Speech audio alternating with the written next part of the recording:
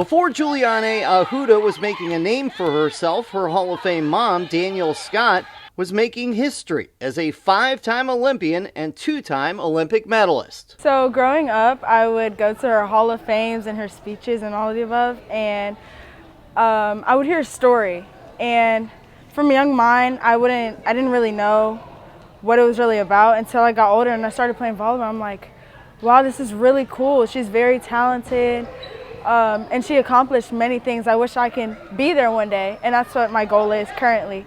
Now mom, coach, and daughter are part of a U-High team that has been dominant this season. The setter and hitter Ahuda doesn't play the same position as her mother, who was a middle, but they share plenty, right down to their number. I see the competitiveness in her. She's super competitive. She's very passionate. I think she's above where the level that I was at her age. You know, she started a little bit younger than I did, but she's been around the game for a long time too.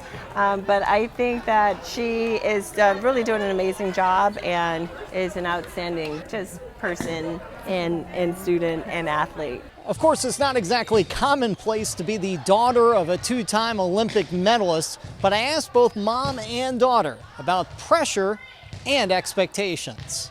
So my mom never pressured me to start playing volleyball. I've always come to it myself. I've grown a love for volleyball in my own way.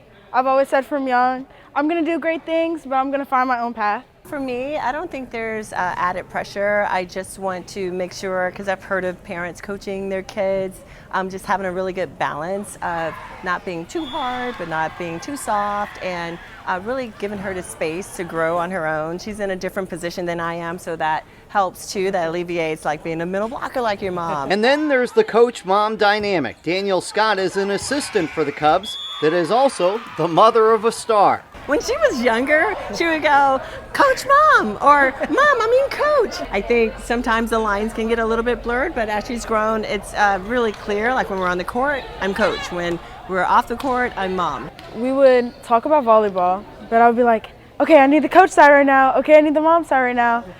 Either way. I just need you to be quiet. Mom obviously casts a large athletic shadow, but believes Juliana is already carving out a great future for herself. I see her playing Division I. There's, work that she has to do to continue to grow and progress towards that.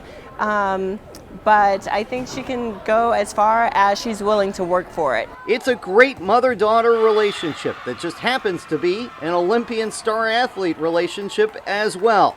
So far, it seems to be working out just fine. In Baton Rouge, I'm Paul Boron for VSN.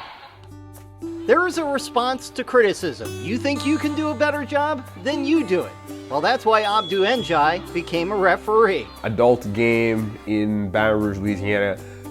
Happened to have an interaction with the referee named actually Digger. He would love for me to mention him.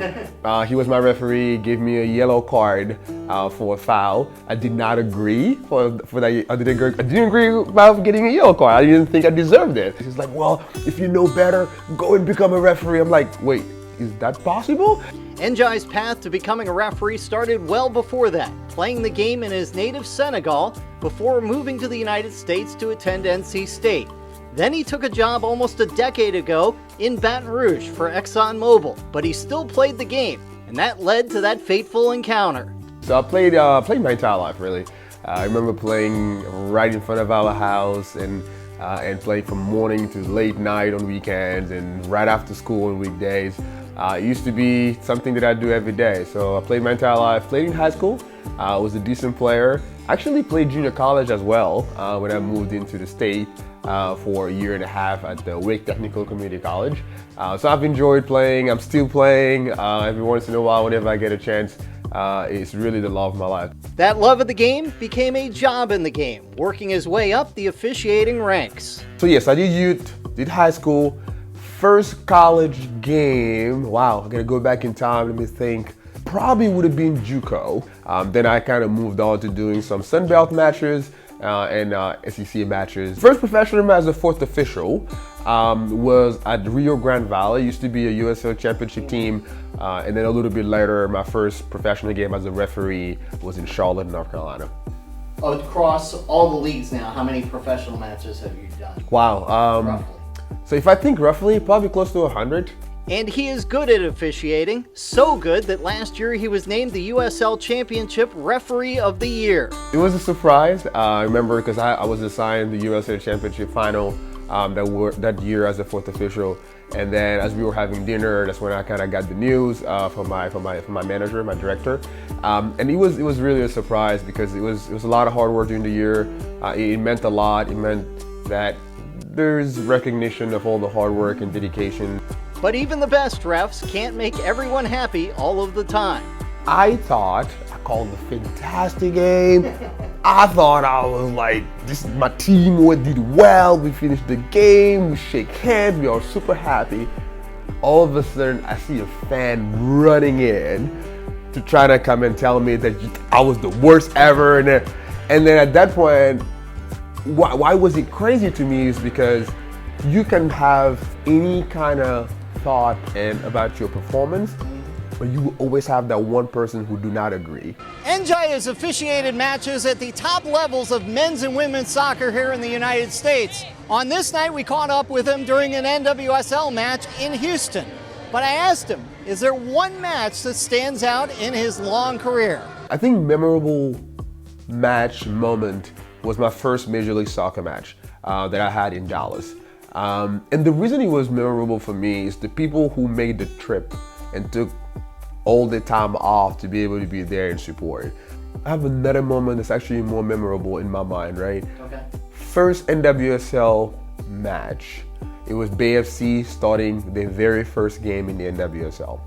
And I happened to be in the field in San Jose, full stadium, walking in, go in the middle of the field, just standing in the middle of the field, looking around. They waiting for my whistle to start the game. Really made me feel that I'm grateful. I'm in a good spot. I'm in a good spot to be able to be part of the game. And he is grateful that he is still young enough in the profession that he wants to continue it for another 15 years. But for however long he does the job, he will also be grateful to the place that he got his start. Everything started there. All started from youth soccer, from high school, from like kind of working through ECNLs, working through MLS, next youth games locally, state cup locally, regionals locally, and having the opportunity to represent the state of Louisiana during those tournaments is what allowed me to get where I am, right? And I just wanted to say that I'm very thankful for the opportunity to be here and to represent Louisiana everywhere I go. Because at the end of the day, everywhere I go, they'll ask, where you from? Louisiana. Born in Senegal, living in Baton Rouge, but traveling the country representing Louisiana as an accomplished referee. That is Abdou Njai. In Houston, Texas, I'm Paul Boron. For the last 16 years, Andy Martin has been on the sidelines of U-High football, 7 as the head coach. There has been one constant on that Cubs sideline, his son, William. Started coming on the sidelines. My dad would bring him on the sidelines, and he's been around for a long time. I think he understands the culture that we have. He's been around for so long. He's got to see a lot of players move up and go to college and different things, and just being able to experience it with him has been awesome. Yeah, for me, just being around him, it's been really fun this last couple of years, and then playing for him has been great, and then seeing all the players that have come through here, come to the NFL. So William has always been on the sideline, except for the time when he wasn't. My dad's job on the sidelines was to make sure he kept him off the field, because I'd turn around sometimes and I'm on the field barking at people and he's right behind me, So we're playing Notre Dame in the semifinals, and their kicker's been kicking in the back of the end zone every single time. He missed on one. It was right before the end of the half. Trey Jackson catches it and goes 98 yards for a touchdown. And everybody's celebrating, everybody's going crazy, and all of a sudden I look up and I see William on the field about the 20-yard line. He's six-gunning the Notre Dame sideline celebrating. So I got to go take him off the sidelines. I'm hollering at my dad. I'm like, Dad, what are you doing? Why are we not watching him? He was celebrating. It was fun. We got to know William when he made sure he was a part of VSN's first ever docuseries, The Pursuit. He wasn't the focus of the show, but you couldn't tell him that. The series in general was a real fun thing to watch, seeing yourself on TV during the games, during practice and stuff like that was pretty cool. Well, that leads into the next question. Did you purposely try to get included in every episode? I mean, after, you see the first one on TV, you see yourself in there maybe just once. I mean, you may try to get in there a little bit more after that. It was pretty cool. You see, see me and my grandpa throwing the football on the sideline. I mean, before the game, after the game. It's just a pretty cool deal to just see me in the background of all those great dudes playing. I loved it when we turned it on to see how many times he'd be on there. It's fun to see. It's fun to have. I had my dad on there with him and doing some of the things they were doing. It's a whole lot of fun. That season and that series would be memorable as a team as we followed the Cubs all the way to a state championship.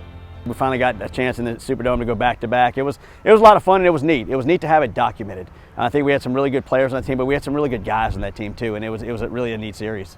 They had another memory on VSN just last week as dad and son took the field for senior night. I've been through a bunch of senior nights, a little bit different on this one, having a senior myself. I tell them all the time that it goes by fast, and you don't realize, and all of a sudden you look up and it's senior night, it's week 10, it's week 9, we're about to go in the playoffs, all that type of stuff. So it was a little emotional, it was, seeing it in a different light. A lot of fun. Obviously, my wife was a little emotional seeing it too, because she's going through it for the first time with him also. Of course, the Cubs hope that this season's run will take them all the way to the Superdome. But whenever it ends for father and son, it will be emotional. It's going to be a little bittersweet. It will be. I've had him out here for a long time, and he's been a staple on the sidelines every game. Whether my dad's bringing him or he's just by himself coming. It's going to be a little different. It'll be a little different around here without him. Yeah, for sure, definitely. Gotta find something to do differently every Friday night during the fall.